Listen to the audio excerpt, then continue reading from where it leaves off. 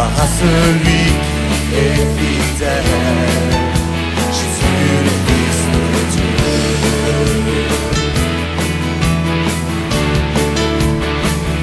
Te rendons gloire, Seigneur. Toute la création te rend gloire. Toi seul possèdes tout pouvoir. Toi seul possèdes tout pouvoir. Les versets Psaume 103.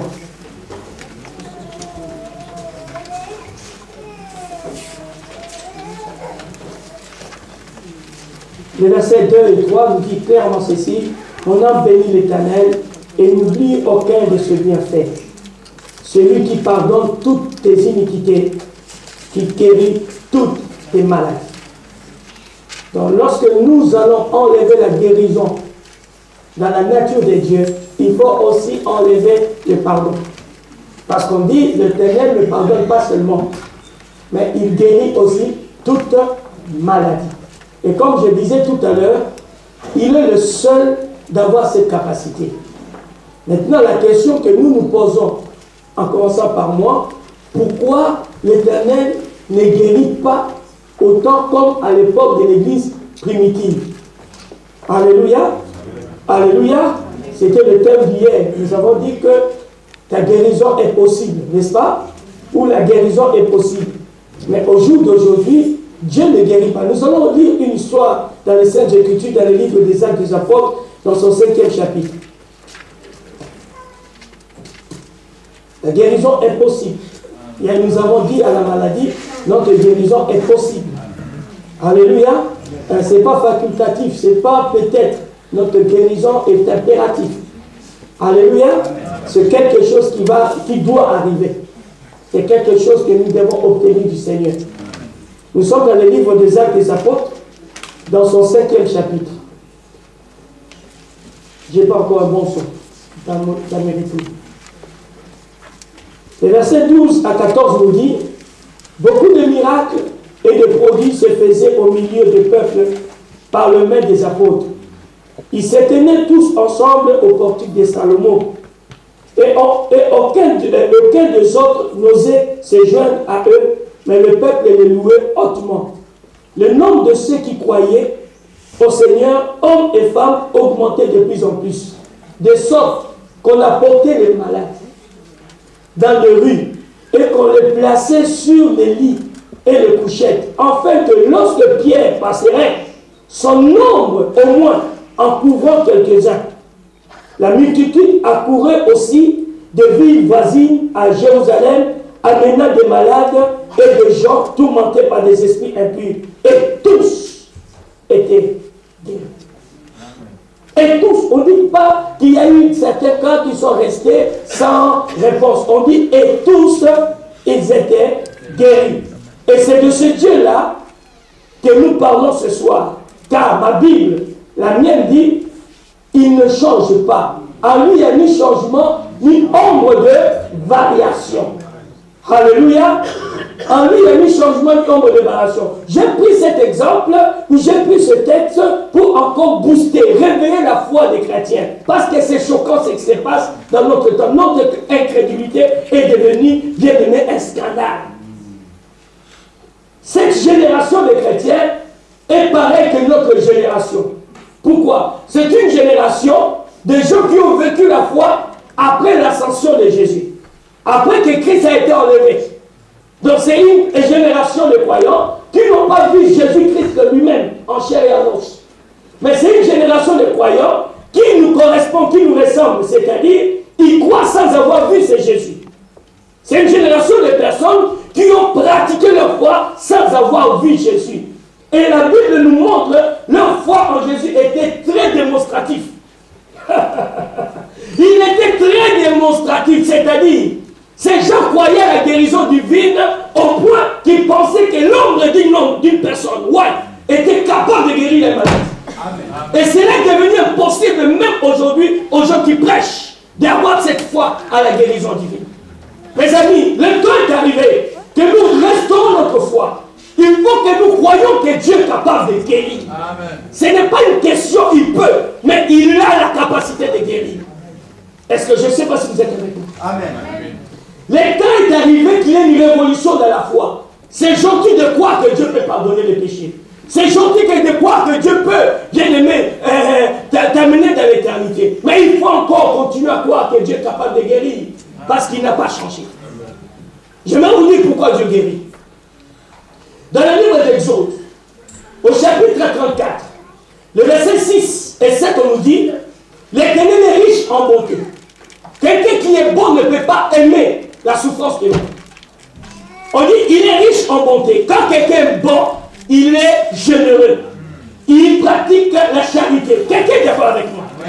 Est-ce qu'il y a encore des gens qui peuvent dire Amen ici? Je me pose la question s'il y a des chrétiens dans cette salle.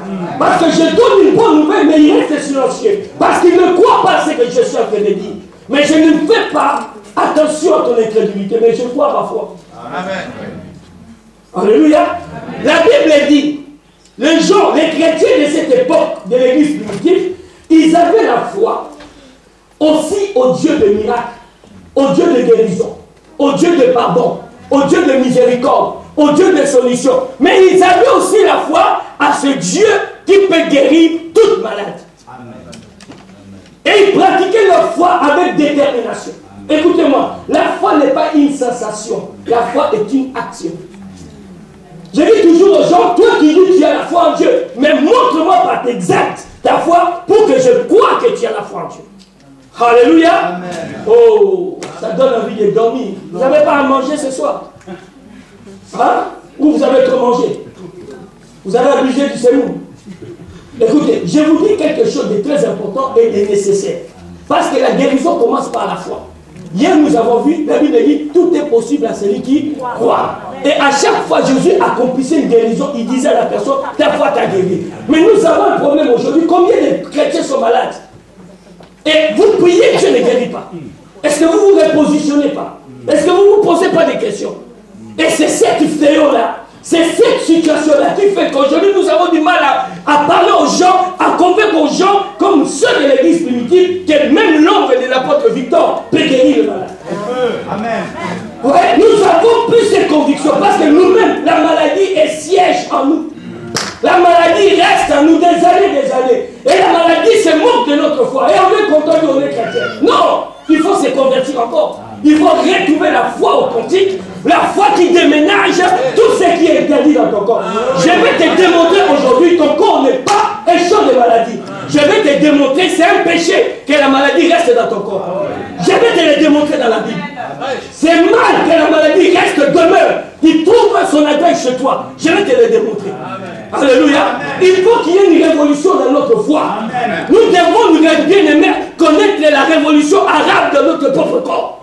Il faut que les dictateurs quittent nos corps. Car la maladie vient nous donner, bien aimé, imposer la dictature dans notre corps. Tu ne peux plus bien dormir parce que tu as mal à la tête. Tu ne peux plus bien aimer marcher longtemps parce que ça ne va pas. C'est la dictature. J'ai dit à quelqu'un, c'est la dictature. Et je viens de dire, tu dois le dire de partir. Oh, j'ai dit, tu dois dire à la maladie de partir. Ta foi doit déplacer les montagnes. Ta foi doit déplacer les montagnes. C'était que l'introduction. Quand je l'ai dit ce passage, j'ai dit, mais qu'est-ce qui est différent de ces chrétiens, entre nous et les autres chrétiens? J'ai dit, ces chrétiens-là, malgré qu'ils ne voyaient pas Jésus, ils continuent à croire que Jésus travaillait au travers de ses serviteurs. Ils continuent à croire que la parole de Dieu est véridique. Ils continuent à croire que Jésus-Christ est le même hier, aujourd'hui et éternellement. Mais malheureusement, beaucoup croient que Jésus-Christ est bon dans d'autres domaines. Peu croient que Jésus-Christ est bon dans la guérison divine. Et vous allez comprendre, bien aimé, c'est une violation de la loi. Lorsque la maladie touche le corps d'un chrétien. Ce soir, j'aimerais vous parler. Ça, c'était le message d'hier. J'ai commencé là. J'ai dit que c'est une violation de la loi que la maladie reste dans ton corps. C'est rendre l'œuvre de la rédemption nulle et caduque. Car Dieu ne dit pas qu'il va guérir tout le monde. Il dit, je suis l'Éternel qui te guérit. Toi là, c'est qui? Toi, tu fais partie de son peuple, de son clan. C'est ça que nous avons dit. N'est-ce pas? Il dit, je suis l'Éternel qui te guérit. Quand l'épidémie, quand les contagions vont frapper tout le monde, ça peut aussi te toucher. Mais moi, l'Éternel, je m'engage à te guérir. Tu dois mourir de la vieillesse et non tué par la maladie. La maladie peut venir un moment, comme nous avons vu Lazare, ami de Jésus, te toucher, mais il faut que la maladie te quitte. Il ne doit jamais t'imposer sa dictature. Oh, oh, oh, oh, oh. Est-ce qu'on peut aimer le Seigneur?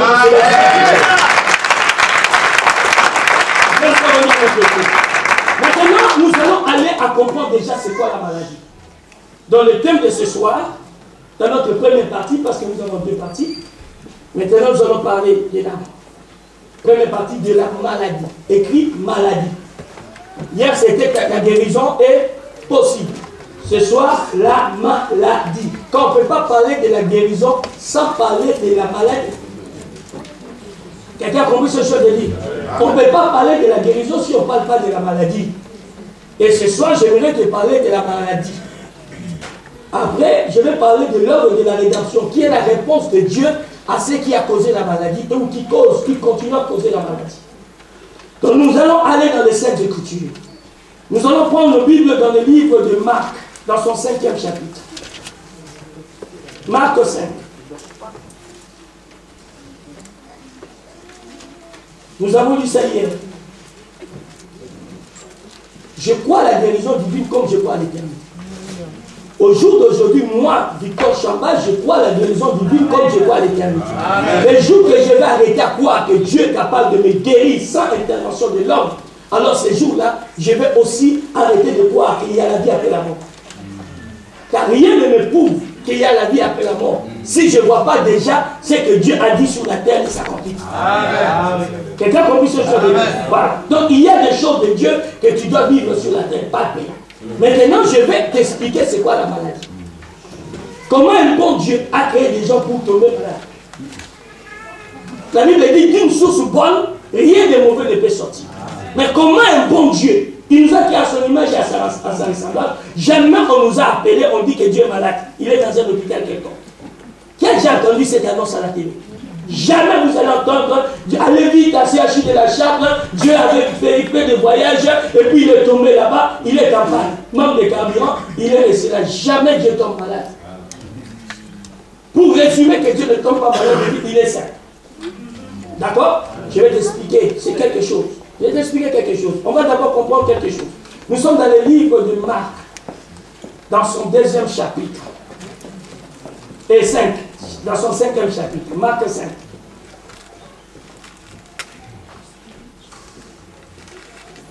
Il faut qu'il y ait la révolution. Il faut qu'il y ait la révolution. D'accord? Ne permets pas, ne laisse pas la maladie s'asseoir tranquillement dans ton corps, comme si Mobutu est resté 32 ans, la maladie aussi reste dans le corps 32 ans. Ta maladie, Mobutu, règne avec force. Parce que je reste convaincu, personne qui est malade ici a autorisé à la maladie de rester longtemps, de lui imposer le style de vie. Avant de dormir, tu dois prendre des cachets et ta main bouge. Non, c'est qu'il y a quelque chose, ça t'embête, n'est-ce pas? Alors il faut refuser la dictature de la maladie. D'accord? D'accord? Alors c'est quoi la maladie? Nous sommes dans le livre de Marc au chapitre 5. À partir du verset 25, on nous dit: Or, il y avait une femme atteinte d'une perte de sang depuis 12 ans. J'ai dit, tout ce qui a une origine doit aussi, ou un commencement, doit avoir aussi toujours une fin. Ce qui n'a pas de fin n'a pas de commencement. Toute chose qui a un commencement, un début, a toujours aussi une fin. Quelqu'un est d'accord avec moi? Ce qui n'a pas de fin, c'est ce qui n'a pas de commencement. Donc on dit que depuis 12 ans, c'est qu'à une époque, cette femme n'était pas malade. D'accord? D'accord? Et la maladie est venue l'attraper. Et la maladie va rester et s'imposer dans sa vie pendant 12 années. Dis avec moi 12 années durant. Voilà la Bible dit. Elle avait beaucoup souffert entre les mains de plusieurs médecins. C'est-à-dire les médecins, ces gens gentils, ils essayaient de le soigner. Mais ils augmentaient sa souffrance. Elle avait dépensé tout ce qu'elle possédait. En plus de la soigner, il lui réclamait encore de l'argent. N'est-ce pas? Et la Bible dit qu'elle a tout dépensé parce qu'à l'époque, il n'y avait pas de sécurité sociale ni mutuelle. Et elle n'avait éprouvé aucun soulagement, mais était allée plutôt en s'appirant. Verset 27. Ayant entendu parler de Jésus comme toi tu entends aujourd'hui par ma bouche, elle vint dans la foule par derrière et toucha son vêtement. Verset 28. Car elle disait, donc elle-même, elle faisait déjà la publicité de ce qui va lui arriver après. Elle disait, si je puis seulement toucher ce vêtement, je serai guéri. Il faisait déjà la promotion de sa guérison, pas de sa maladie. Vous savez, quand on te voit, il y a même des gens aujourd'hui qui ont honte de dire vraiment quelle est leur maladie. Je ne sais même pas pourquoi vous avez honte de dire que j'ai telle maladie. C'est comme si vous vous condamnez parce que vous êtes malade. Qu'est-ce qui gêne? Que je sois, que j'ai le cancer, que je suis victime de quelque chose. Alléluia. Mais cette femme ne raconte même pas qu'elle était malade, mais elle disait en elle-même. S'il rencontre quelqu'un, il rencontre Jean-Michel, je serai guéri. S'il rencontre Vanessa, je serai guéri. Oh, mais elle ne raconte pas sa maladie, mais elle raconte la guérison. Parce que la Bible dit, même à elle-même, elle disait tous ses organes. Oh, perte de sang, matrice, tout, je serai guéri quand je vais toucher les adultes. Quels sont ceux des chrétiens qui ont de tels langages? Dès qu'un chrétien est malade à l'église, tu sais déjà le malade. Lève-toi, clame le Seigneur. Là, on nous tous on sait que là, ça ne va pas. Elle a attrapé la grippe. Bon, on ne se moque pas. Mais il faut qu'on booste votre foi. Amen. Verset combien? 28. Donc elle disait elle-même, si je touche les vêtements, je serai guéri. Verset 29. Au même instant, la perte de sang s'arrêta et elle sentit dans son corps qu'elle était guérie de son mal. Soulignez maintenant le mot mal. On ne dit pas il fut guéri de sa maladie, mais de son mal. Car la maladie fait mal. C'est ça? Donc elle sentit dans son corps qu'elle était guérie de son mal. Mes amis, personne quand il est malade, il est à l'aise. Quelle que soit la maladie. Dès qu'il y a la maladie dans le corps d'une personne, alors la souffrance, alors la douleur, alors, comment je peux dire, la faiblesse saisit le corps. Et la personne commence à se sentir mal. Or, la maladie commence aussi par ce mot, mal. On peut maintenant ajouter maladie. Hein? Maladie, adi, on rajoute simplement adi après le mal. N'est-ce pas? À un moment, on rajoute autre chose, on dit malédiction. N'est-ce pas? Oh, est-ce que je m'attends à quelque chose? Donc, le mot là, le commencement là commence par mal. Malchanceux. On commence par mal. N'est-ce pas? Alors, dans cette histoire, on dit qu'elle fut guérie de son mal. Or, ta situation, que nous appelons la maladie, commence toujours par ces mots-là aussi. Et la question que nous devons nous poser, d'où vient le mal? D'où vient le mal?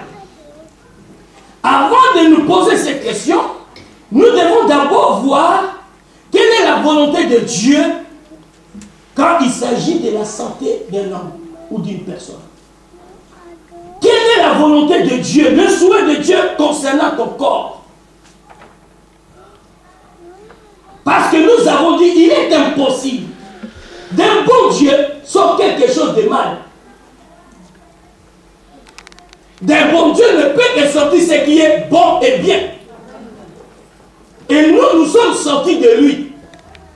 Nous sommes faits à son image et à sa ressemblance. Mais lui, il est exonéré de la maladie, mais nous sommes touchés par la maladie. Donc il y a quelque chose qui nous différencie aujourd'hui.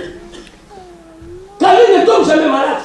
Lisez les Saintes Écritures, même quand il a porté l'humanité. À aucun jour Jésus est tombé malade. Lui est très bien aimé. Jésus n'est pas mort d'une maladie. Jésus est mort bien aimé d'un assassinat, d'une crucifixion. Suivez-moi attentivement. malgré qu'il est mort de la crucifixion, son corps n'a jamais été décomposé. En d'autres termes, même les microbes n'avaient pas le droit de toucher à son corps. Quelqu'un est d'accord avec moi? Même pas les microbes n'ont pas touché le corps de Jésus. Son corps n'a jamais été pourri. Donc il est resté sain, même quand il en était cadavre. Parce que Dieu l'avait promis, son corps ne connaîtra pas la corruption. Donc aucun microbe, ni mouche, s'est approché pour sentir l'odeur de Jésus. Car son corps était immunisé de tout microbe. Oh, je parle à quelqu'un ce soir. Mais comment tu prends le soin d'un cadavre et veiller que ces cadavres ne pourrissent pas? Et toi qui es vivant, créé à son image, pour toi Christ est mort sur la croix de Golgotha et qu'il laisse ton corps envahi par la maladie. L'éternel fait sa volonté concernant ton corps. Nous sommes dans le livre des 1 Thessaloniciens dans son 5e chapitre. Ce n'est pas un spectacle, mais je parle avec conviction. Parce que l'incrédulité est devenue un scandale dans le milieu chrétien. Il est inacceptable. J'ai dit à Dieu, il est inacceptable que j'accepte l'incrédulité, qu'on croit en Dieu dans certains domaines, et dans d'autres domaines, on dit non, Dieu déjà est en faillite, il a vieilli, il ne peut plus guérir les malades. Oh! Il y a encore des médecins qui continuent à traiter. Regardez, les médecins ont même évolué. Il n'y a plus de spécialistes qu'à l'époque de la Bible. Et Dieu a démissionné. Non. Vous êtes avec moi? Nous sommes à quel passage? Voilà, lisez avec moi, je veux même que vous le trouvez. Verset 23. Que le Dieu de paix vous sanctifie. Soulignez le mot sanctifier. Vous sanctifie lui-même tout entier et que tout votre être, c'est-à-dire votre constitution, qui est composée de l'esprit, de l'âme et de corps, touche un peu ton corps, touche s'il te plaît. Et ton corps, c'est que Dieu a un plan, Dieu a un programme, même pour le corps. Et ton corps, suivez-moi attentivement, soit conservé, c'est-à-dire protégé, jusqu'à son retour. Soit conservé. N'est-ce pas? Irréprochable. Lors de son avènement, lorsque l'avènement de notre Seigneur Jésus-Christ, celui qui vous a appelé est fidèle et c'est lui qui le fera. Amen. Amen. Ce passage établit une vérité que toi et moi nous devons dire Amen. Sinon nous devons annuler, ne plus croire aucun verset de la Bible. Car la Bible dit, si tu enlèves un seul iota de la Bible, bien aimé, tu perds aussi ta place au ciel. Ce verset est tiré de la Bible. L'apôtre Paul, sous l'inspiration du Saint-Esprit, il dit ceci, que Dieu conserve, sanctifie tout notre être. C'est-à-dire esprit, âme et corps. Sanctifier veut dire mettre à part. Sanctifier veut dire mettre à l'abri. Sanctifier veut dire mettre à côté. Rendre quelque chose sacré. Ce qui est sacré n'est plus facilement touchable. Si nous sommes enfants de Dieu, notre esprit ne peut plus être envahi par des démons. Si nous sommes enfants de Dieu, notre âme ne peut plus être touchée par des amertumes ou par quoi que ce soit. Et si nous sommes enfants de Dieu, notre corps, je parle de notre corps, qu'est-ce qui peut toucher le corps? Les démons ne touchent pas le corps. Les démons ne touchent pas ce qui est physique. La seule chose qui peut toucher ton corps, c'est des microbes. Prouve-moi le contraire. Il n'y a que le microbe qui peut toucher l'aspect corps. Les démons entrent à l'intérieur. Ne touchent pas le corps. Vous n'êtes pas d'accord avec moi? Quelqu'un peut te posséder, il s'habille en costume. Je disais à Afrique qu'on peut facilement reconnaître les sorciers. Parce qu'ils sont souvent mal habillés. Mais les sorciers de l'Europe, ils sont toujours bien habillés. Et pour les retrouver, c'est difficile. Vous êtes d'accord avec moi? Donc le corps, quand on dit que Dieu sanctifie un corps, veut dire que Dieu puisse mettre ce corps à l'abri de tout ce qui est impur.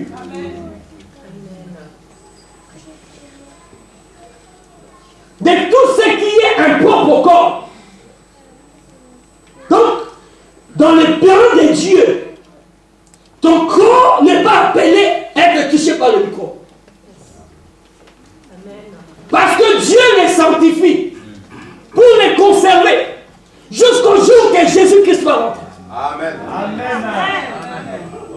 Oh. Dieu les conserve jusqu'au jour où Jésus-Christ doit rentrer.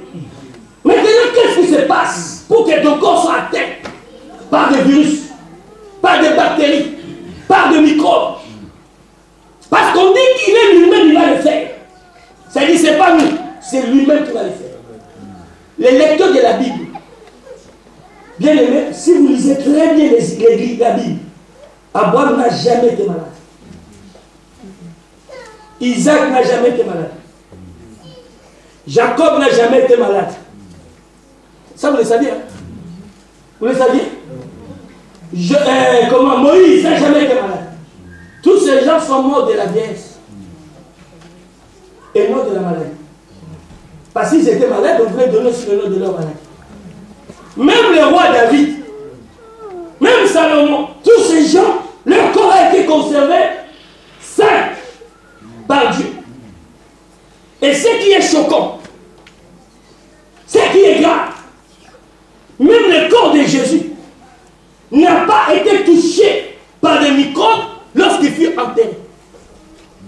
Donc il visite vraiment le territoire, le milieu des microbes. Non, quel microbe a pu toucher le corps de Jésus? À cause d'une promesse, je ne permettais pas que son corps connaisse la corruption. Donc en d'autres termes, lorsque notre corps est touché par la maladie, c'est une violation des règles spirituelles. Mais tu n'as jamais compris cela comme ça. Lisons notre passage dans la Bible. Dans le livre de 1 Corinthiens 6, versets 16 et 17, on nous dit ceci. Notre 1 Corinthiens 6, non, 1 Corinthiens 3, excuse-moi, 1 Corinthiens 3, versets 16 et 17. On nous dit clairement ceci. Ceux qui vont trouver, ils peuvent le lire à ma place. Jamais tu as trouvé cela? Qu'est-ce qu'on lit? Ne savez-vous pas que vous êtes le temple de Dieu et que l'Esprit de Dieu habite en vous?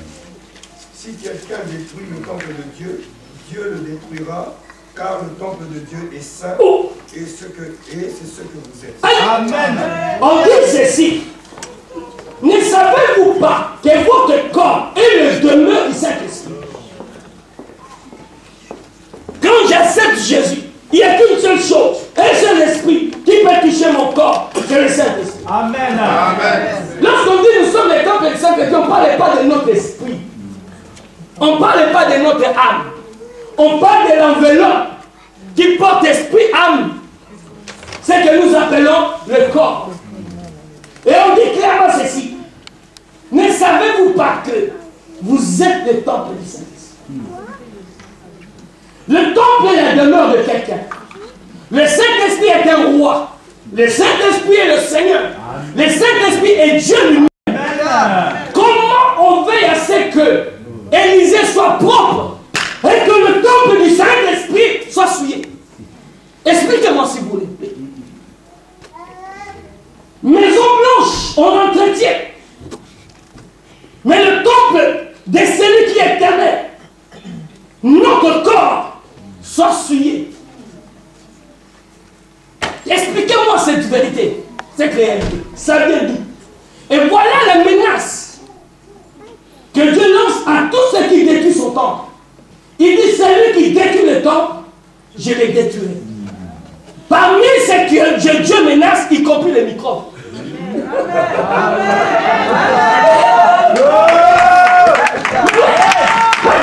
Celui qui détruit mon temple, qu'est-ce que je vais faire? Je vais l'acclamer? Je vais les laisser envoyer, il détruit mon temple. Il dit, moi je dis, je vais le. Donc s'il y a une bactérie qui détruit, qui commence à chercher à détruire le corps, Dieu dit quoi? Il va le détruire. S'il y a un virus qui est en train de détruire le corps, Dieu dit quoi? Il va le. S'il y a une maladie qui est en train de détruire le corps, Dieu dit quoi? Il va le détruire. Amen. La vérité. C'est pas ma parole, mes amis. Dieu n'a pas dit c'est lui. Donc il n'a pas dit qui. Ça peut être toi-même, mais ça peut être aussi des microbes qui qui vient aussi détruire ce corps. Je n'arrive plus à bien respirer. Vous savez, attendez, suivez-moi, suivez-moi. Je vais me calmer un peu. Calme-toi. Écoutez, quand tu es malade, tu ne peux pas prier, tu ne peux pas adorer Dieu. Sais-tu que Dieu manque un bon moment de communion avec toi? Vous le savez? Quand tu ne peux plus te mettre à genoux parce que tes genoux te font mal, sais-tu que Dieu est en train de manquer un bon moment d'occasion où il montre au ciel que j'ai des adeptes sur terre? Si ton corps était à négliger, pourquoi il te demande de faire contribuer ton corps dans le culte? Tu ne peux plus aller au travail. Tu es à la maison, tu ne peux plus avoir. Donc les dîmes et les offrandes, Dieu est privé de cela. Écoutez, Dieu n'envoie jamais les anges pour aller évangéliser les gens. C'est toi avec tes pieds qui dois marcher pour aller évangéliser les gens. C'est ça, Jean, c'est tes pieds qui marchent. Vous ne pouvez pas accepter que votre corps soit détruit par la maladie. Oh. Cette promesse n'est pas pour l'humanité. Cette promesse est pour nous, les enfants de Dieu. Amen.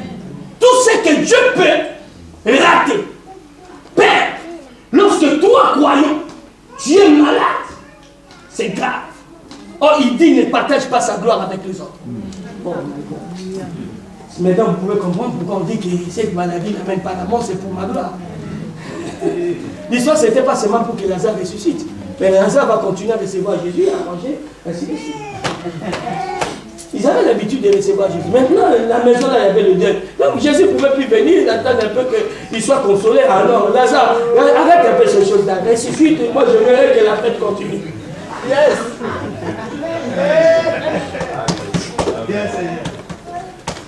Regarde toi-même, regarde à toi-même. Dis à ta maladie, je ne sais pas quoi te dire.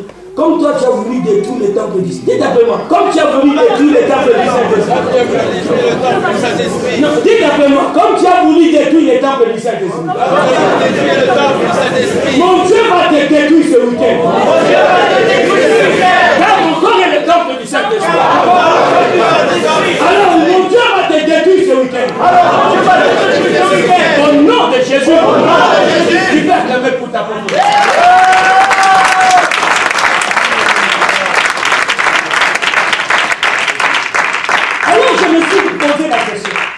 Lorsque tu passes à côté de l'Élysée, tu sais qu'il y a cette maison, dans cette maison il y a quelque chose. Il y a une personnalité importante. Vous savez ce qui signale que l'Élysée est dangereux?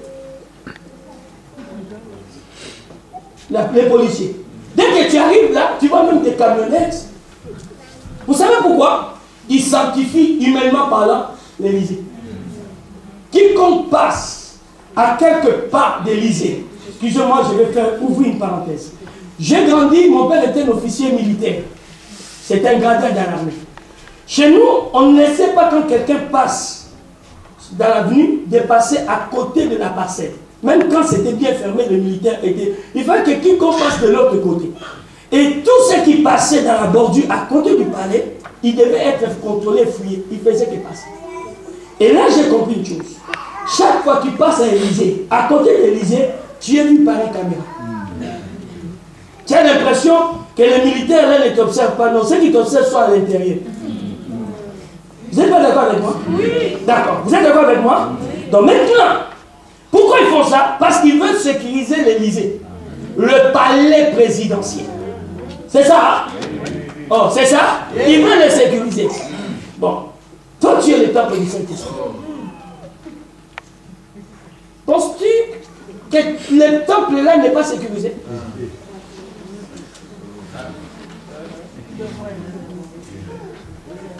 Il devait être sécurisé.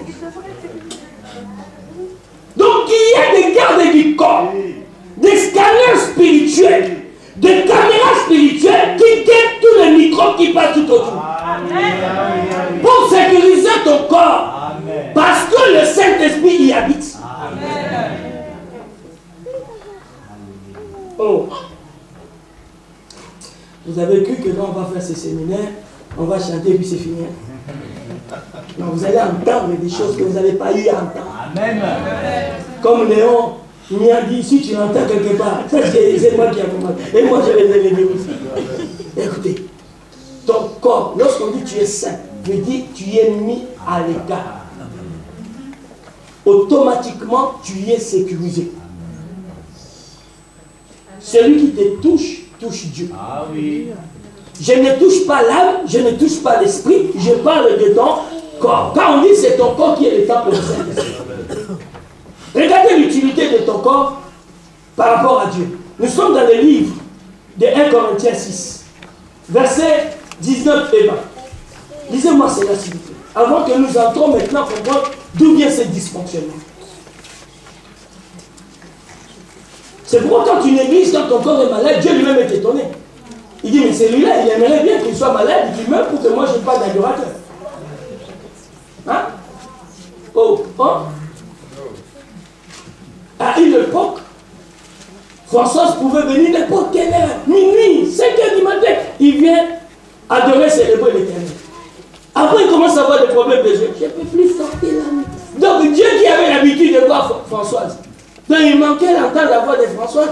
Oh mon Dieu, je t'aime. Et tu t'assois, tu dis, bon, c'est la vie, hein, c'est la nature. Qui t'a dit c'est la nature? Il y a une violation de la loi. L'Élysée spirituelle que Dieu a été visité par des terroristes. Où sont partis les gars de l'ICO qui sécurisent encore? Vous y êtes? Verset 19 et 20. Lis mon ami, lis. Ne savez-vous pas ceci?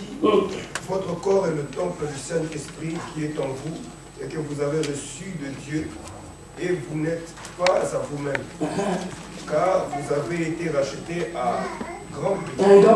Glorifiez donc Dieu dans votre corps et dans votre esprit qui appartient à Dieu. D'accord.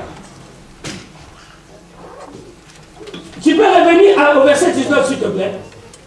Voilà ce que le verset 19 dit. Ne savez-vous pas? C'est-à-dire les gens, Paul est en train de nous dire, il ne faut jamais oublier qui vous êtes. Il dit, ne savez-vous pas que votre corps, s'il y a une chose que les chrétiens négligent, méprisent, c'est leur corps. Il dit, ne savez-vous pas que ce corps-là est le temple du Saint-Esprit qui habite en vous, que vous avez reçu de Dieu, et que vous ne vous appartenez point à vous-même. Le fait que je suis chrétien, mon corps est le temple du Saint-Esprit. Maintenant, ce qui se passe, nous ignorons cette vérité. On le connaît intellectuellement, mais non spirituellement, comme Dieu aimerait bien qu'on puisse le connaître. Savez-vous que n'importe qui ne pouvait pas entrer au tabernacle? Est-ce que vous le savez? Sauf ceux qui étaient habilités, qu'on les appelait les sacrificateurs. Le tabernacle, c'est ton corps. Vous avez, est-ce que vous comprenez? Amen. Donc comment le temple de Dieu est envahi par le microbe? Verset 20 s'il te plaît. Car vous avez été rachetés, pas simplement ton esprit, y compris ton corps. Quand tu es sauvé, ton corps a été racheté à un grand prix. C'est ce que nous allons parler dans la deuxième mi-temps, après le repos. Le rachat, la rédemption. Dieu n'a pas racheté que notre esprit. Il a aussi racheté notre corps de la corruption qui est dans le monde. C'est pourquoi il peut dire à Israël, après vous avoir sorti de l'Égypte, si vous marchez droit avec moi, je vous frapperai d'aucune maladie que je frappe les Égyptiens. Parce que vous m'appartenez. Est-ce que vous suivez ce que je chantais? Donc je vous ai racheté, vous m'appartenez. Vous êtes devenus mon peuple, les troupeaux de mon pâturage. Allez étudier le berger. Quand une brebis est malade, c'est la responsabilité du berger. Donc si toi tu es tout le temps malade, c'est que ton berger n'est pas bon. Et le mien, l'Éternel des armées, il est très bon. C'est comme ça on dit en Guadeloupe. Très bon. Donc on dit que il nous a racheté un grand prix, y compris notre corps. Si quelqu'un a racheté quelque chose de valeur, qui l'a coûté cher, Penses-tu qu'il va les laisser à la merci de tout le monde? On les met dans un coffre-fort. Ton corps était entré dans un coffre-fort. D'accord? Alors on dit ceci maintenant. Donc glorifiez Dieu dans votre corps et dans votre esprit qui lui a. Suivez attentivement. Logiquement, on devait dire glorifier Dieu dans votre esprit et après dans votre corps. Pourquoi? Parce que Dieu est esprit. Il faut que ceux qui l'adorent en esprit et en. Mais pourquoi on a mis le corps avant? Rien n'est mis placé dans la Bible au hasard. Parce qu'on a compris simplement une chose. Une ventre affamée n'a pas. Un esprit, un corps malade ne peut plus adorer.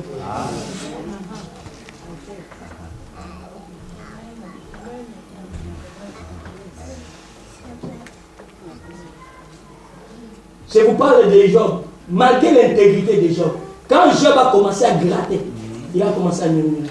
Il n'était plus adorateur. Quand on a tué tous ses enfants, Job a continué à adorer. Mais les jours simplement, son corps a été atteint. Il a pris un truc, il commence à gratter le corps.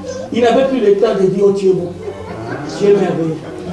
Il dit, hey, dis-moi, qu'est-ce que je te fais pour que tu puisses m'en vouloir autant. Il gratte, hey, Seigneur, qu'est-ce qui m'arrive là, hein? Qu'est-ce que je t'ai fait pour que tu sois si dur envers moi? J'étais gentil avec les gens, hein? Oh Dieu, regarde ça. Partout là, Job est en train de gratter.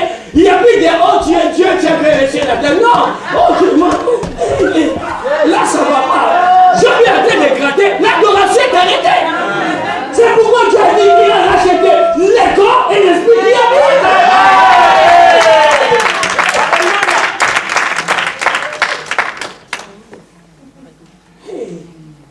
Chez nous, on dit caca. Ton corps fait partie de ce qui a été racheté. Ce qui a été racheté redevient propriétaire. À chaque fois, ton corps est violé par les microbes. C'est Dieu qui est touché dans son âme.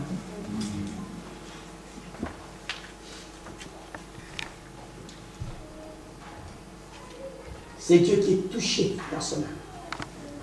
Comment tu peux te concentrer sérieusement quand tu as mal au dos? Dites-moi. Comment tu peux lui dire tu es bon quand ça te gratte partout? Regardez l'histoire des Job. Il a tout perdu, il s'est procédé là-dedans. Mais quand le corps fut touché, la Bible dit il a pris une touche. Il a gratté. Comme je dis, bon, peut-être demain ça va finir. Il voit que ça s'est multiplié. Jean commence à se plaindre. Dieu dit, quand Dieu est venu, il dit, qui veut annuler mes desseins? Dieu lui a dit, mais il fallait me dire avant que c'était des desseins. Mais est-ce qu'on peut donner gloire à Dieu?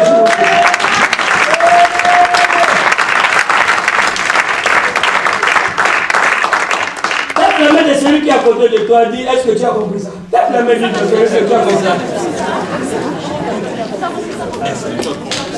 Alléluia! Amen! Je disais à quelqu'un Alléluia! Amen!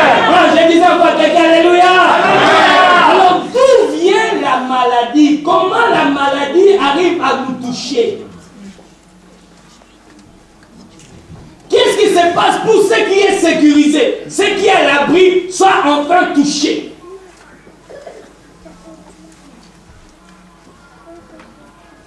Allons et retournons dans Exode 15, verset 26.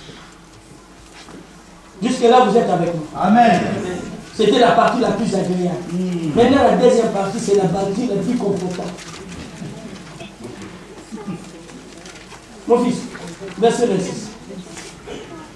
Il dit, si tu écoutes attentivement la voix de l'Éternel, Dieu, si tu fais ce qui est droit à ses yeux, si tu prêtes l'oreille à ses commandements, et si tu observes toutes ses prescriptions, je ne t'infligerai aucune des maladies que j'ai infligées aux Égyptiens, car je suis l'Éternel qui te guérit.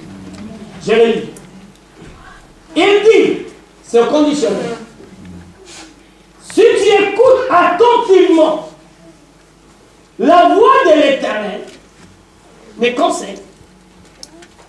Ton Dieu, si tu fais ce qui est droit à ses yeux, si tu prêtes l'oreille à ses commandements, et si tu observes toutes ces lois, je ne te frapperai d'aucune des maladies dont j'ai frappé les Égyptiens. Car je suis l'Éternel qui t'est.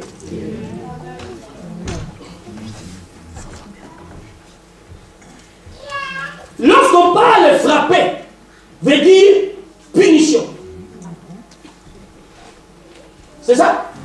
Quand on dit frapper, veut dire châtiment. D'accord? Dieu dit que la maladie est un châtiment qu'il impose à un monde qu'il a rejeté. Maintenant, ce châtiment nous touche lorsque nous violons ces préceptes et ces principes. Il dit c'est notre responsabilité, après que lui nous a rachetés, de nous conduire d'une manière pour que nous ne soyons pas atteints par la maladie. Ce qui cause la maladie n'est pas des batteries, n'est pas de virus, c'est notre inconduite, c'est notre violation des principes, des règles de Dieu.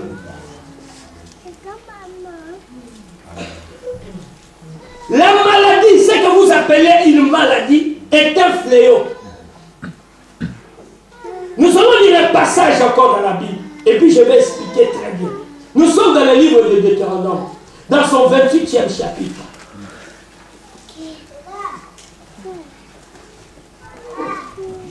C'est que je vous dis, aucun scanner, aucune analyse que tu peux faire, scientifiquement parlant, peut te donner ce que je suis en train de dire. Jamais, ils ne vont pas le trouver. Ils vont dire, ce n'est qu'un dysfonctionnement corporel. Mais pourquoi toi et moi nous mangeons la même chose? Toi, ce dysfonctionnement est causé, les miens non. Pourquoi en Europe il y a autant de cancers? En Afrique, c'est autre chose. Il y a même chaque continent a des fléaux, des épidémies un peu bizarres. Je me suis posé la question hier. J'ai dit comment, avec autant de spécialistes, et entre guillemets, l'évolution de la médecine, bien aimé, la maladie s'est multipliée plus qu'à l'époque de la Bible. Car le nombre de maladies qui existent aujourd'hui, c'est 10 000 fois le nombre de maladies de l'époque biblique. Il y a des maladies qui existent aujourd'hui, n'existaient pas à l'époque. Donc logiquement, avec l'évolution de la technologie et de la science, on devait éradiquer la maladie. Parce qu'il y a spécialistes pour tout. Des gens qui ont passé 10 ans d'études pour se spécialiser seulement un cas. Mais lorsqu'ils arrivent à trouver une petite solution, une autre maladie apparaît. En réalité, la maladie est une punition divine. Tu as trouvé? J'ai dit Deutéronome combien? 59 à 60. L'Éternel te frappera. Qui te frappera? Le diable ou l'Éternel? L'Éternel te frappera miraculeusement, toi et ta descendance, par des grands plaies persistantes, par des maladies graves et persistantes. 60. Il amènera sur toi toutes les épidémies d'Égypte, devant lesquelles tu tremblais, et elles s'attacheront à toi. Quelqu'un a lu? On dit clairement ceci. L'Éternel te frappera subitement par de diverses maladies. Les maladies qui étaient dans le monde viendront te frapper jusque dans la terre promise, là où je t'avais mis à part. Et ces maladies vont te détruire. Mes amis, la maladie a pour cause spirituelle principale le péché. Car la maladie vient de la malédiction. C'est lorsque Dieu maudit l'homme dans l'Éden que la première qu'on dit qu'elle aura la souffrance dans son corps. Dieu regarde la femme et dit, j'augmenterai la douleur de l'enfantement. Tu accoucheras avec douleur. Alléluia. Tu affronteras avec douleur. Oh, la Bible dit la malédiction sans cause, elle n'a pas d'effet. Dieu dit, pour préserver ton corps de la maladie, qu'est-ce qu'il doit faire? Il les met à part. Il dit, je l'ai sanctifié. C'est-à-dire, je l'ai mis à part. Mais si vous lisez le passage là, des sanctités, ça commence par ceci. Votre corps est le temple du Saint-Esprit. Si je m'attache avec une prostituée, je deviens seul corps avec eux. Avec elle. Hey, c'est ça? C'est lui qui détruit mon corps. Je vais la détruire. Pourquoi? Parce que Dieu nous tient responsables de la manière d'entretenir notre corps.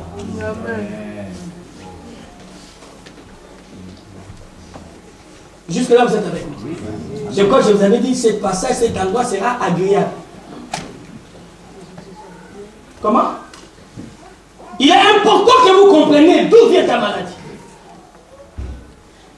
C'est la raison pour laquelle, dans le livre de Marc 2, Jésus, quand il guérissait les malades, il dit, tes péchés te sont pardonnés. Et après, lève-toi, prends ton petit. Pourquoi il devait d'abord pardonner le péché? Parce que c'était la cause de la maladie. Si quelqu'un parmi vous est malade, qu'il puisse aller voir des anciens, qui veulent poser les mains au nom de Dieu, au nom de Jésus-Christ. Mais confessez vos péchés les uns les autres. Jacques 5, verset 14 à 16. Jacques 5, verset 14 à 16. Quand Dieu regarde la maladie, il ne regarde pas, il ne voit pas les microbes, les bactéries. Dieu voit plutôt le péché qui est dans ce pays-là. Dieu m'a fait grâce d'évoluer dans plusieurs continents. Des fois, tu es en Guadeloupe, tu trouves des maladies similaires qui s'imposent dans ce pays. Le nombre d'AVC en Guadeloupe est très élevé. Le nombre d'AVC en Guadeloupe est saturé à un niveau pas possible. Le nombre des hommes qui ont la prostate est très élevé.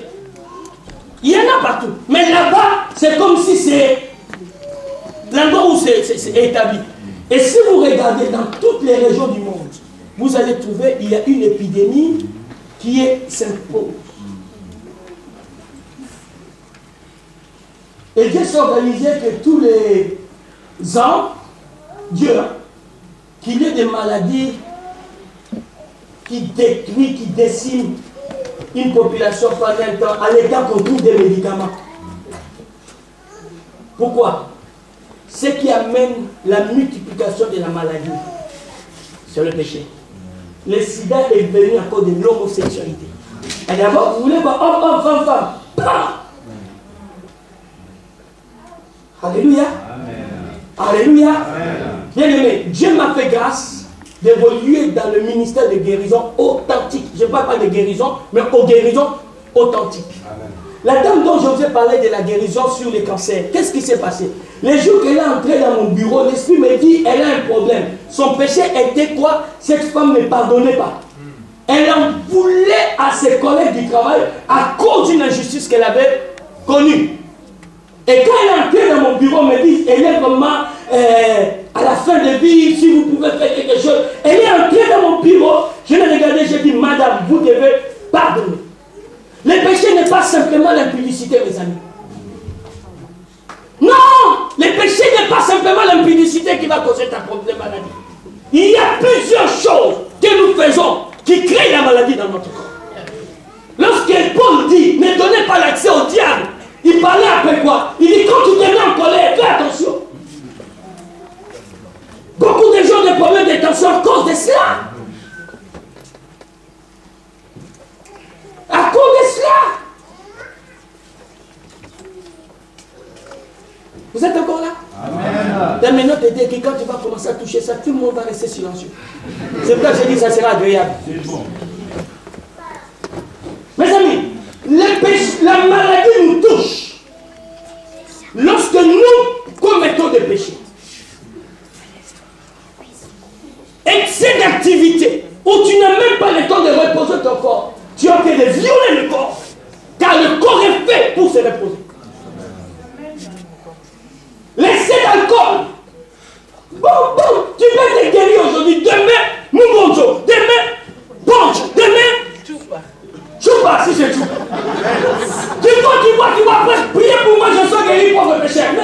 pas te guérir. C'est toi-même qui as fait d'empoisonner le corps. Oh, j'étais convaincu que vous allez tous rester KO. KO debout. Parce que j'ai compris une chose. Tout est pur pour ceux qui sont purs. Donc si moi je me sanctifie, j'éloigne simplement la maladie loin de mon corps.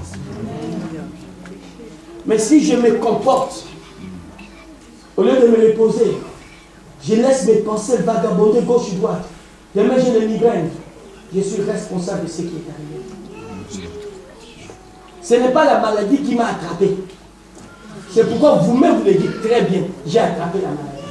Parce que vous-même vous reconnaissez que toute maladie qui touche votre corps, vous l'invitez d'une manière évidente. On dit il faut faire un peu du sport.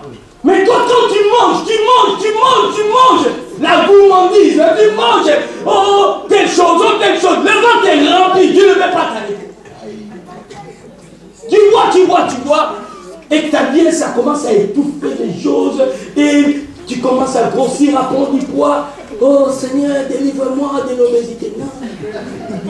Cours un peu. La Bible dit l'exercice corporel est utile pour faire des choses. Mais il est quand même utile. Je cours un peu. Alléluia. Je fais un peu de régime, je fais un peu de jeûne. Alléluia. Si. Même les médecins vous le disent. Quand ils vous donnent, ils prescrivent un médicament, après ils vous donnent des conseils. Ne fais plus ça. Arrête de manger un peu beaucoup de sel. Tu manges un peu, diminue un peu. Le sucre est en train de monter, diminue un peu. Hein? Quelqu'un comprend? Pourquoi? Parce qu'ils reconnaissent une chose. La maladie, le dysfonctionnement là que vous appelez maladie, est causé par d'abord le péché caractériel, par notre propre caractère. Par notre propre caractère. Nous ouvrons des portes. Tu passes les dents à critiquer, à me dire, demain tu as des problèmes de cœur, tu ne sais pas pourquoi. Si. J'ai chose que je suis en train de vous dire, c'est Dieu qui me l'a enseigné. Il me l'a enseigné par mon propre corps. Vous avez été tous témoins. J'avais fait un malaise. En décembre 2007 pour entrer en 2008. Pendant que j'étais à l'hôpital, j'ai dû vous le dire. Dieu m'a dit, Victor, tu es trop jeune pour mourir. Tu es trop jeune pour venir dans l'éternité. J'ai encore besoin de toi sur la terre. Alors Dieu commence à l'enseigner. Ne porte pas les problèmes des gens. N'aie pas à porter tout dans ton cœur. C'est pourquoi tu peux avoir du sein d'estomac. J'ai saigné. Pas parce que Dieu voulait que je sois malade. Oh, j'étais en train de servir Dieu. Mais je ne savais pas. Ne pas mettre les problèmes à part. Garder mon cœur, garder mon intérieur de tous les ondits.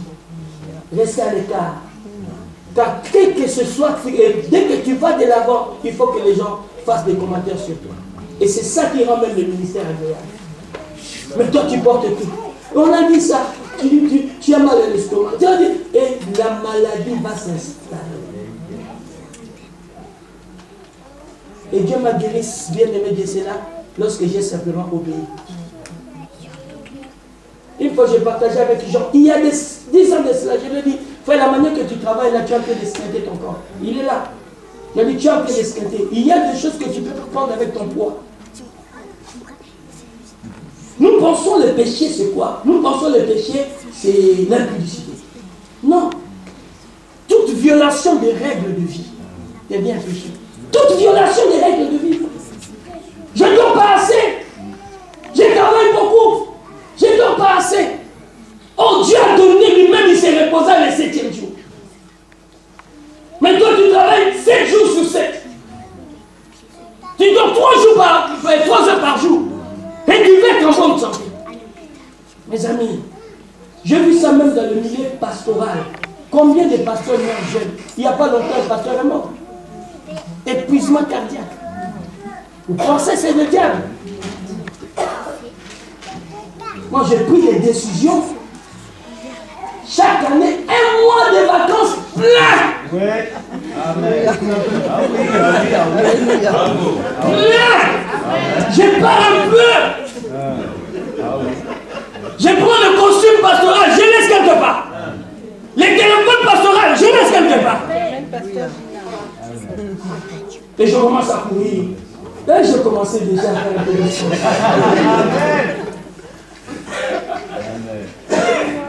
Je ne sais pas si vous me comprenez.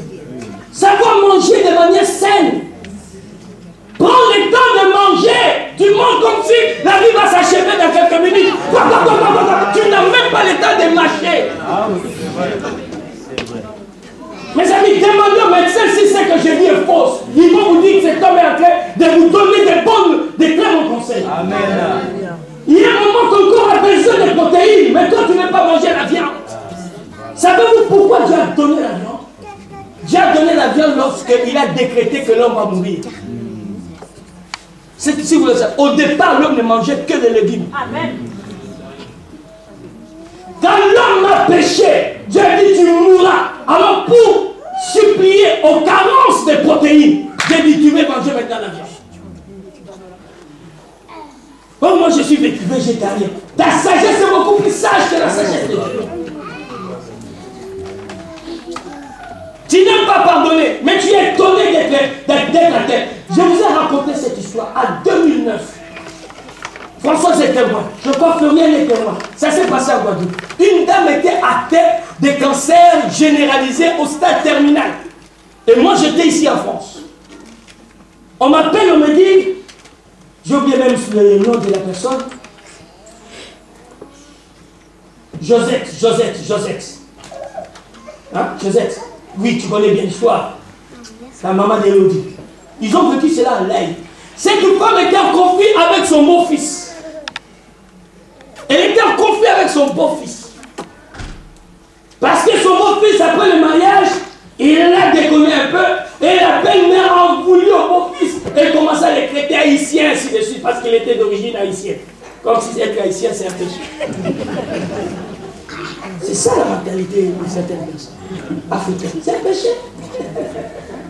J'expliquais tout à l'heure à un Guadeloupéen, à 2 Guadeloupéens de la Guadeloupe, j'ai dit, je ne comprends pas votre manière de parler. Pourquoi? Je vais vous dire pourquoi.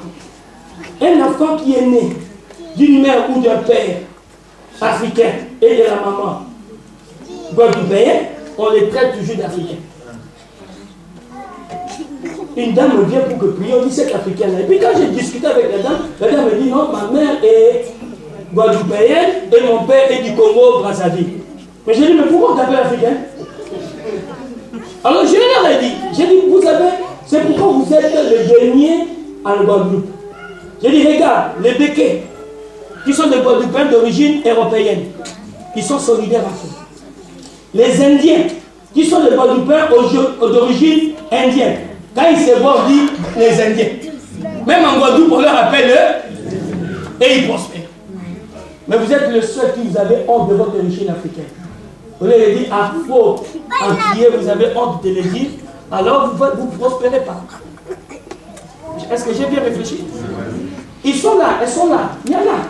Les Indiens entre elles, ils se disent Indiens. Mais les Guadeloupéens, hein, même titre que les Guadeloupéens, mais il dit qu'il est Indien, il reste entre eux, les Indiens. Les Békés, des blancs pays, ceux qui viennent de l'Europe, ils reconnaissent qu'ils sont de l'Europe. Mais les Afro-Antillais, ne lui dis pas il est Afro-Antillais.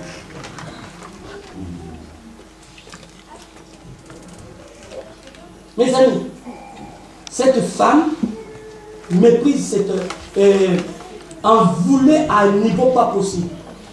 On m'appelle ici, elle tombe en coma, elle fait AVC et le cancer était déjà généralisé, elle ne pouvait plus prendre l'avion.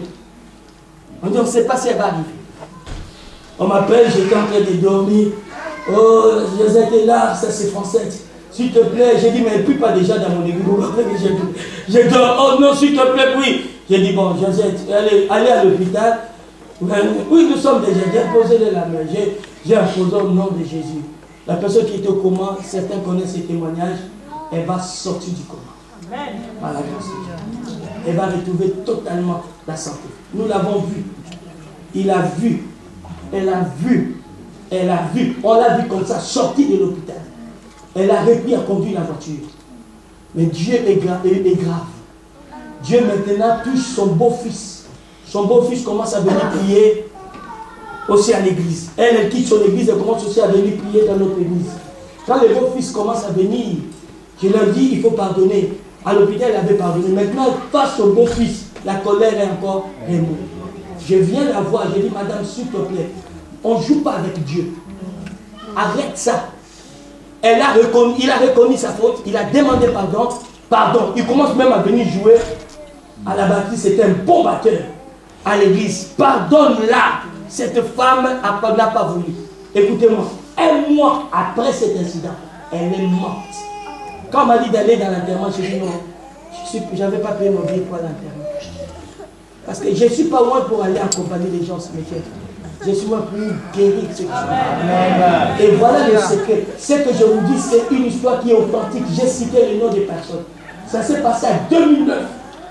Par manque de pardon, le cancer va répondre. Un mois, typiquement, cette femme va mourir. S'il vous plaît, vous jouez avec des choses. Quand Dieu vous dit pardonnez, vous ne savez pas pourquoi il vous demande de pardonner. Avoir la haine, le honteux, détruire d'amour toi-même. Détruire ton corps.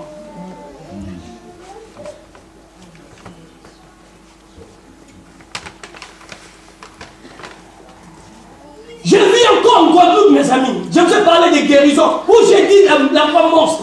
Qu'est-ce qui va transformer la vie de cet enfant? Ceux qui ont vu les photos sur Facebook.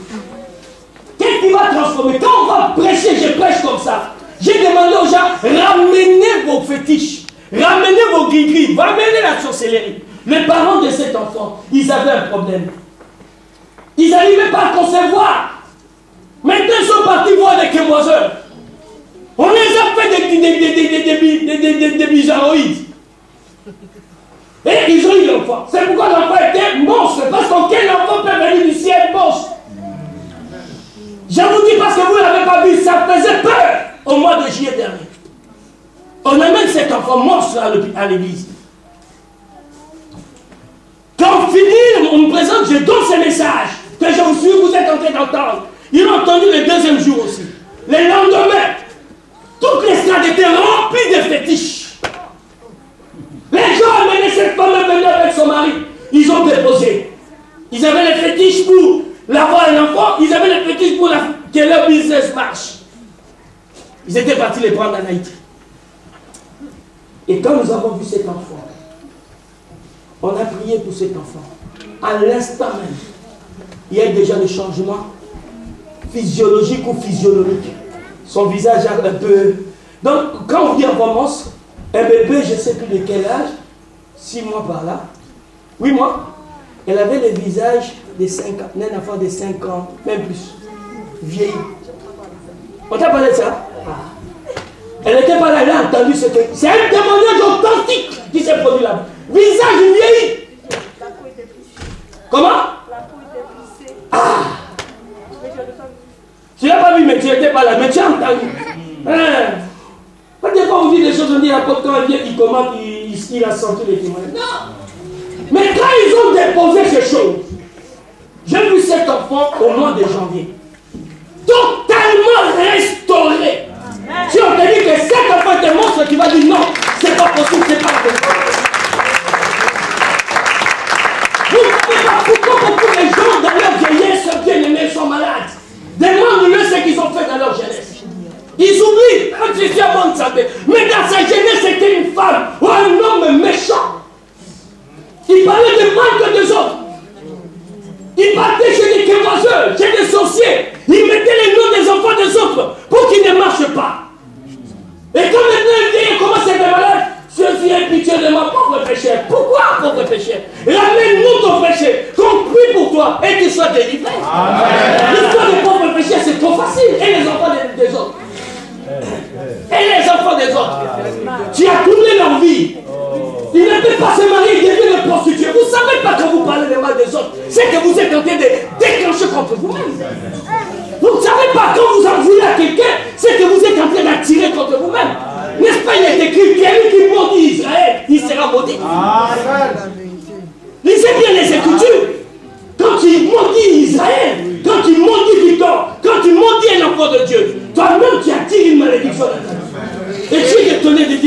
ne comprends pas. Mon corps ne fonctionne plus bien.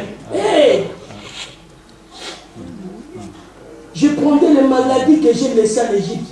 Je viendrai, si j'aime, ça va vous frapper. Et ça sera terrible. Vous prenez la Sainte Seine de manière méprisante. Vous méprisez la table du Seigneur. Qu'est-ce que la Bible dit? C'est pourquoi au milieu de vous, il y a des maladies, des infirmes. Beaucoup sont morts. C'est écrit dans les Saintes Écritures, peuple de Dieu. Quand c'est lui qui vous a sanctifié, vous a mis à part, respectez désormais votre vie. Respectez désormais votre vie. Menez une vie saine. Mangez de manière correcte. Soyez bien avec les gens. Pardonnez ceux qui vous offensent. Aimez ceux qui vous haïssent. Priez pour ceux qui vous persécutent. Soyez heureux. Jugez la vie que le Père vous a donnée. Tu ne fais pas en vouloir. Ne va pas chercher la sorcellerie. Ne sois pas méchant. Ne sois pas là pour comporter la vie des autres. Sois dans la paix avec Dieu. Tu verras que la maladie ne va pas te toucher. Quelqu'un t'a dit, depuis qu'à 16 ans que Dieu l'avait guéri, jusqu'à sa vieillesse, il n'a jamais été touché par la maladie. Dieu l'a guéri dans le lit de l'hôpital à 16 ans. C'est comme ça que Dieu l'amène au Seigneur. Jusqu'à sa vieillesse. Je crois qu'il n'est pas encore mort. Il est mort? Il n'a pas été atteint par la maladie. Imaginez-vous, de 16 ans jusqu'à la vieillesse, quelqu'un n'a jamais. Il part dans les pays, dans les Indes, en Afrique, touché par des moustiques. Mais jamais cet homme a été à l'hôpital une seule fois. Moi, j'ai pris, quand j'ai compris cette histoire, j'ai dit, Seigneur, je vais lutter pour que mon corps là soit en forme pour te servir. Alors, tout ce qui peut m'éloigner de toi, s'il te plaît, enlève ça. Éloigne ça de moi. Amen. Jésus a regardé cet homme qu'on a jeté dans un civière. Tes péchés te sont pardonnés. Mais pourquoi il a pardonné les péchés? Il dit, lève-toi, prends ton petit lit. Il dit à cet homme, 38 ans, alité, paralytique, va, ne pêche plus. Parce qu'il sait que le péché est à la base des dysfonctionnements de notre corps. Il y a d'autres péchés que nous avons, des maladies telles que les diabètes. Des maladies qui sont qui touchent une famille. Des fois, ce n'est pas toi qui as péché. Mais quelqu'un dans ta famille avait fait quelque chose. Et ce qu'on lui a donné dans le monde satanique a invité toute la famille. Et vous voyez que cette maladie devient héréditaire. Et elle s'installe. Rien ne peut arriver dans la vie d'un enfant de Dieu si Dieu n'a pas permis. Je reviens à ma fille qui est là. Avant qu'elle tombe enceinte, elle a eu une parole du Seigneur, n'est-ce pas? Ma soeur, n'est-ce pas? Elle ne sait plus. Voilà. Dieu nous prévient de tout. Rien ne peut arriver à un enfant de Dieu si Dieu ne permet pas. Mais la chose qui nous touche, remettez-moi Deutéronome, ou bien... C'était Deutéronome? Deutéronome. Écoutez-moi s'il vous plaît. Enlevez en vous tout ce qui peut détruire votre corps. Il dit, l'Éternel te frappera miraculeusement. Les miracles sont faits pour guérir. Mais il dit, miraculeusement, toi et ta postérité par de plaies grandes et de longue durée. S'il y a quelque chose cette année tu dois faire, marcher dans une nouveauté de vie. Amen. Arrêtons de pécher, arrêtons de violer la loi de Dieu, arrêtons de être rebelles à Dieu. Quand Dieu dit je menacerai celui qui dévore, y compris la maladie. Amen. Je suis correct, fidèle à mon Dieu, fidèle à mes dîmes, fidèle aux règles de Dieu. La maladie, essaie de faire ça cette année. Si un seul jour tu tombes malade, viens me voir et dénonce Dieu publiquement. Je te donnerai l'occasion de le faire même à la télé. Si un seul jour tu tombes malade. Quand vous dites ne vous inquiétez de rien, vous savez pourquoi? Parce que les inquiétudes amènent l'anxiété. Amènent l'anxiété, c'est ça. Les stress. Je n'ai pas eu mon travail. Je commence à vous cacher. La Bible dit le lendemain prendra soin de lui-même. À chaque jour suffit sa peine. Les inquiétudes, c'est un péché. C'est un péché. Et puis tu deviens anxieux. Tu deviens, je ne sais stressé. Alors tu deviens, comment on appelle ça encore les autres là qui... Ah, comment? Non, pas qui sont, oui. Oppressif. Dépressif, ils sont. Mais tu ne sais pas pourquoi. Parce qu'on t'a interdit de t'inquiéter. Toi tu as dit non, moi je vais m'inquiéter, je ne sais pas de quoi. Demain c'est ma fille. La Bible dit à chaque jour suffit sa peine. La Bible dit à chaque jour suffit la peine. S'il y a une personne qui ne peut plus s'inquiéter sur la terre des vivants, s'appelle Victor Chambre. Parce que j'ai vécu très longtemps sans qu'une garantie de vie, bien amis. Vous savez, je commençais à tomber malade le jour que j'ai eu la sécurité sociale. C'est là que je commençais à aller voir des dentistes. Avant ça, Dieu ne permettait pas que les dentistes touchent ma bouche. Ma dent était propre. Dès que j'ai eu la sécurité sociale, les gens commencent à tomber. Oh, le faut même m'arracher la dent. J'ai dit, ah, je me suis fait avoir par le système. Mais non, je sais que pourquoi j'ai commencé à avoir des problèmes des dents, j'ai demandé pardon à Dieu. J'ai abusé des bonbons, des caramels. Tu dis matin au soir, ça te coupe l'appétit, tu ne vas pas manger. Et tout le monde dit, mais lui, il grossit pas, mais c'est des bonbons. Ça coupe l'appétit. Vous n'êtes pas d'accord avec moi? Ce message m'a été communiqué par Dieu pour moi-même. Et je viens partager avec vous ce message. C'est à vous de prendre goût à l'essai. La maladie ne vient pas d'ailleurs. Maladie vient mal. Malédiction. Ça vient, c'est le même mot. Malédiction. La maladie est apparue à cause du péché. Parce que l'homme, Dieu a dit, il va mourir. Pour mourir, il faut maintenant qu'il y ait le dysfonctionnement corporel. Et vous allez étudier, demander toutes les bactéries, les virus, la plupart de ces microbes n'ont pas été créés pour causer la maladie. C'est l'excès de ces choses-là. Vous savez? La plupart, quand ça touche le corps, c'était pour permettre, par exemple, une bonne digestion, tout ça. Il fallait que ces microbes-là fonctionnent pour que tu digères. Maintenant, comme le péché est entré, ces microbes ont reçu une double portion d'onction de nuit.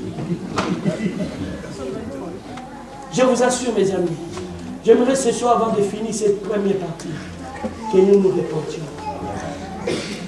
Trouve le péché qui a causé la maladie dans ton corps. Si tu vois que c'est une maladie qui touche la famille, comprends qu'il y a un péché de la famille. Peut-être toi, dis-moi, je ne sais pas ce que j'ai fait. Mais tu ne sais pas ce que tes parents ont fait. Combien d'entre nous, les parents étaient des idolâtres? Et Dieu a dit, punis la génération des idoles, des idolâtres. Toi, dans ton cœur, tu ne veux pas arracher l'amertume. Toi, l'amertume est devenue ta seconde nature. On te dit, mais arrête l'amertume. Oh, moi, même pas. J'ai trop souffert dans la vie. Vous savez, mes amis, il ne faut pas raconter aux gens tes souffrances du passé. Parce que tu ne peux rien pour ça. Raconte aux gens ce que tu es aujourd'hui. Dites aux gens, vraiment, je suis extraordinaire. Vous savez, quand Joseph rencontre ses frères, c'est pas ses penser à ce qu'ils ont fait. Mais Joseph leur disait, allez rencontrer mon père toute par gloire. Allez lui dire que je suis bien maintenant. Parce que c'est que je connais, vous m'avez jeté. Lui, il ne pensait même plus, il était devenu une autre personne. Mes amis, c'est qu'une tue, voilà. Tu as de l'amertume dans ton cœur. Tu as de l'amertume dans ton cœur. Tu en veux aux gens. Tu es quelqu'un qui ne pardonne pas. Tu as la pitié de soi. Tu as l'impression qu'on ne t'aime pas. Oh, qu'on t'aime pas. Ce n'est pas ton problème. Dieu t'aime. Amen. Amen.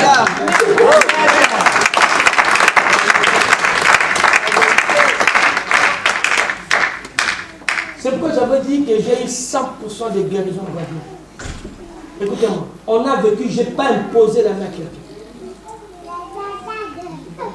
Vous pouvez le vérifier. Des maladies génétiques ont été guéries naturellement. 100% de guérison. Après cette séminaire. Si vous réalisez, c'est tout un processus. Hein? On a commencé par la foi, après on part par la repentance. Si vous ne vous repentez pas, vous mourrez tous. C'est Jésus qui a dit. Parce qu'il y a des péchés que nous avons connus qui ont ouvert des portes. Et nos corps ont été atteints.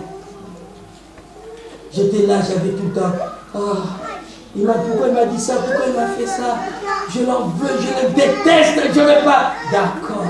Le démon là qui a entendu que Dieu a dit déteste son nom, si c'est déteste, il vient là, il s'assoit et tu le fais entrer. Si bien aimé, si j'arrive dans le palais d'Élysée, ou le fils de Sarkozy, ou la femme de Sarkozy, ou Sarkozy lui-même m'invite, est-ce qu'on va me contrôler encore? Non. Il dit bon, monsieur Chabat, viens, alléluia, monsieur Chabat, viens. Même les gars de Bigor là. Et là, moi je passe. Pourquoi? Parce que le propriétaire, moi lui-même, c'est comme ça la maladie entre en nous.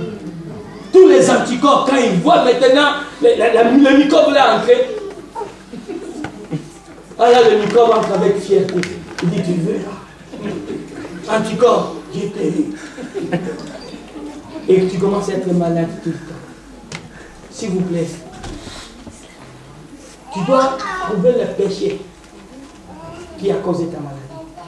Si c'est l'alcool, prends la décision aujourd'hui d'arrêter l'alcool. Demande pardon à Dieu. Si c'est l'amertume, prends la décision de demander pardon à Dieu. Il dit cette histoire, c'est fini. D'accord? Si c'est l'impudicité, prends aussi la décision. Si c'est le divorce, prends aussi la... Il est anormal que tu sois tout le temps malade. Il est anormal, ton corps est ça. Vous n'avez pas compris ça? Vous avez compris, n'est-ce pas? Prends la décision. Si c'est le vol, prends la décision. Si c'est les inquiétudes, ne vous inquiétez de rien. Il nourrit les oiseaux du ciel et qui sème ne. Prends la décision.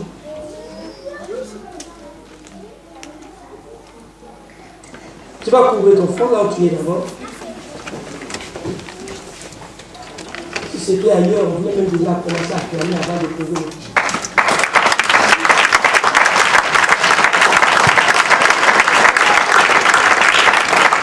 En 2008, quand il m'a parlé de ça, il dit Victor, tu vas mourir trop jeune si tu continues comme ça. Je n'ai pas eu un prédicateur. Mais il m'a parlé, il m'a adressé à moi seul. Je crois que j'ai eu à parler de ça publiquement sur l'estrade. Je faisais même un culte, je m'asseyais, je venais, je m'asseyais. Il dit Victor, apprends à fêter, apprends à prendre le temps pour toi. Ne mène pas une vie anxieuse, ne mène pas une vie stressante. Sois cool. Vis. Tu ne vas pas convertir les gens le même jour. Tu ne vas pas transformer. Non, tout le monde ne peut pas t'aimer. Accepte la vie comme elle se présente. Alors ce jour-là, j'avais pris une décision que je souhaite que tu prends aussi avec moi. De renoncer à tes fautes. À tes fautes. Et le péché qui te cause souvent de maladie, c'est ton péché chéri. C'est que tu aimes. Si tu aimes beaucoup manger, il faut que tu manges 10 assiettes avant de dormir. On appelle ça la gourmandise. Boulimie, hein? D'accord. Ce soir, demande pardon à Dieu. Si tu es quelqu'un qui déteste, qui a de l'amertume, demande pardon à Dieu. Demandons pardon. Vous verrez que la maladie va quitter demain. Il sait. J'aimerais que tu prends vraiment la position d'humiliation, tu t'humilies devant Dieu. Ou debout, assis, ou à genoux. Et mets-toi une position où tu te rabaisses devant Dieu. S'il te plaît. Et je vais te conduire maintenant dans la prière de repentance. Ta maladie elle est provoquée par quelque chose. Notre péché, ce n'est pas avoir Christ dans sa vie. C'est le plus grand péché même. Tu es encore mondain. Tu ne veux pas accepter Jésus comme Seigneur et Sauveur. Tu es encore dans le monde.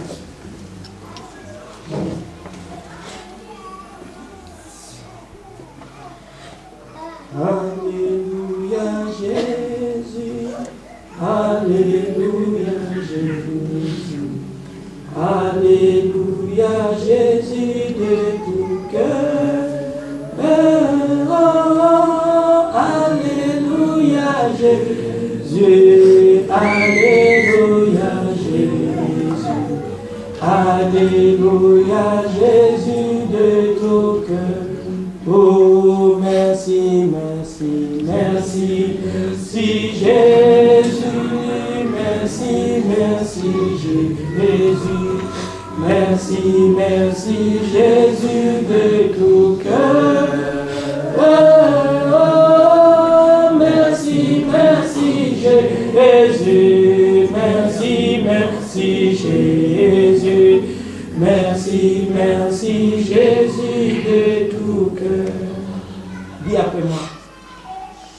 Seigneur mon Dieu, Seigneur mon Dieu, j'ai péché contre toi. j'ai péché contre toi. Et ce soir, je vais te demander pardon pour mes propres péchés et le péché de mes parents qui sont à la cause de mes problèmes de santé. Ce soir, je renonce à ce péché. Je le déteste. Au nom de Jésus. Pardonne mes péchés. Et purifie-moi par ton sang. Car il est écrit, celui qui confesse ses péchés, tu les pardonnes. Toi qui es le Dieu miséricordieux. Là, la colère mais riche en bonté.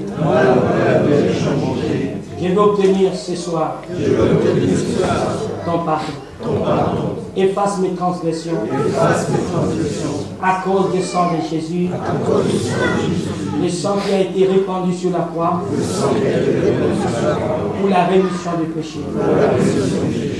Au nom de Jésus, je renonce à mes péchés. Au nom de Jésus, je renonce à mes péchés. Au nom de Jésus, je proclame la victoire sur les péchés. Au nom de Jésus. Amen.